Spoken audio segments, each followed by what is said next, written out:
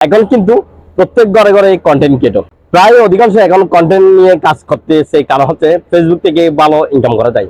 আপনি চাইলে ফেসবুক থেকে ইনকাম করে কিন্তু আপনার সংসারটা চালাতে পারবেন। তবে এই ফেসবুক প্ল্যাটফর্ম থেকে যদি আপনি ইনকাম করতে চান, আপনাকে প্রচুর ধৈর্য ধরতে হবে। এই ধৈর্য কিন্তু সবাই কিন্তু ধরতে পারে না। আপনি মনে করতেছেন ধৈর্য ধরবার কি, ইনকাম করে ফেলবো, কিন্তু বিষয়টা কিন্তু এত সহজ না। আপনি কোনো একটা কোম্পানিতে যদি চাকরি করেন, দেখবেন আপনার 1 মাস পর আপনি টাকা পাচ্ছেন, কিন্তু এই ফেসবুক প্ল্যাটফর্মে আপনার থেকে 1-1.5 বছরের সময় লাগতে পারে এই ফেসবুক থেকে ইনকামটা তুলে আনতে। এত সহজ না এবং এত কঠিন না। আপনার কাজটা যদি প্রপারলি ঠিকঠাক থাকে, ফেসবুক গাইডলাইন আর রুলস মেনটেন করে যদি আপনি কাজ করতে পারেন, ফেসবুক বিষয়ে যদি আপনার সমস্ত ধারণা থাকে, কিভাবে কাজ করতে হবে, কিভাবে এডিট করতে হবে, সব বিষয় মোটামুটি যদি আপনার ধারণা থাকে, আপনি ইনশাল্লাহ ফেসবুক থেকে ইনকাম করতে পারবেন। তো ভাই, আপনি কেন বসে আছেন? ফেসবুক থেকে ইনকাম করার জন্য আপনিও নেমে পড়তে পারেন। এখানে আপনার থেকে নিয়মিত অ্যাক্টিভ থাকতে হবে। আপনি অবশ্যই একটা জবের পাশাপাশি এটা পার্ট টাইম হিসেবে প্রথম অবস্থায় কাজ করতে পারেন।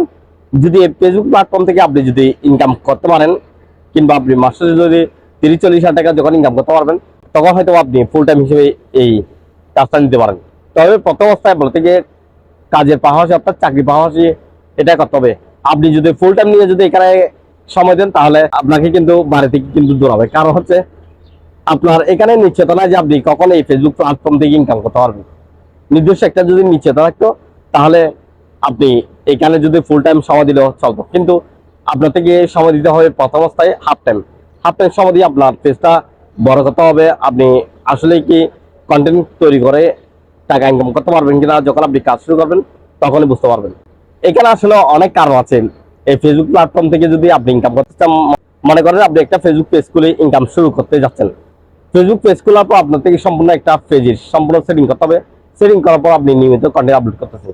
নিয়মিত কন্টেন্ট আপলোড করার মধ্যে যদি আপনার একদিন কন্টেন্ট আপলোড করছেন আর 3 দিন করেন নাই, আবার 4 দিন মাথায় আবার কন্টেন্ট আপলোড করতেছেন, এরকম যদি আপনি করেন, দেখবেন আপনার ফেসবুকের রিচটা ডাউন হয়ে গেছে।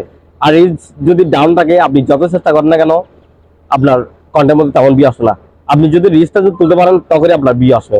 এই জন্য আপনাকে করলে কন্টিনিউ কাজ করতে হবে। আপনি যদি ফেসবুকে আজকে 3টা কন্টেন্ট আপলোড করতে চান, কালকে আপনার থেকে 3টা কন্টেন্ট আপলোড করতে হবে। এইভাবে একটা ধারাবাহিকভাবে আপনাদের কাজ করতে হবে। আবার অনেক সময় আমরা একটা পার্সনের প্ররোচনায় পরে ফলোয়ার এবং ওয়াচ টাইম কেনার জন্য চিন্তা করি কিংবা চেষ্টা করি। এটা টোটালি করবেন না। এটা যদি আপনি করে থাকেন, পারমানেন্টলি আপনি ফেসবুক থেকে ইনকাম করতে পারবেন না। আপনি ফেসবুক গাইডলাইন গুলো মেনে ফলোয়ার কমপ্লিট করবেন, ওয়াচ টাইম কমপ্লিট করবেন, তার থেকে আপনি ইনকাম করতে পারবেন। আপনি যদি তার পার্সন থেকে যদি ফলোয়ার এবং ওয়াচ টাইম থেকে যদি ইনকাম করতে চান, টোটালি আপনি ইনকাম করতে পারবেন না, কিংবা আপনার পেজটা মনিটাইজ করতে পারবেন না। এই ভুলটা করবেন না। আর 7-5 না ভেবে আপনি একটা পেজ করে ইনকাম করার চেষ্টা করেন। ইনশাল্লাহ আপনার যদি ইচ্ছে থাকে, অবশ্যই ইনকাম করতে পারবেন। তো বন্ধুরা, সবাই ভালো থাকবেন, ভালো রাখবেন। আল্লাহ হাফেজ।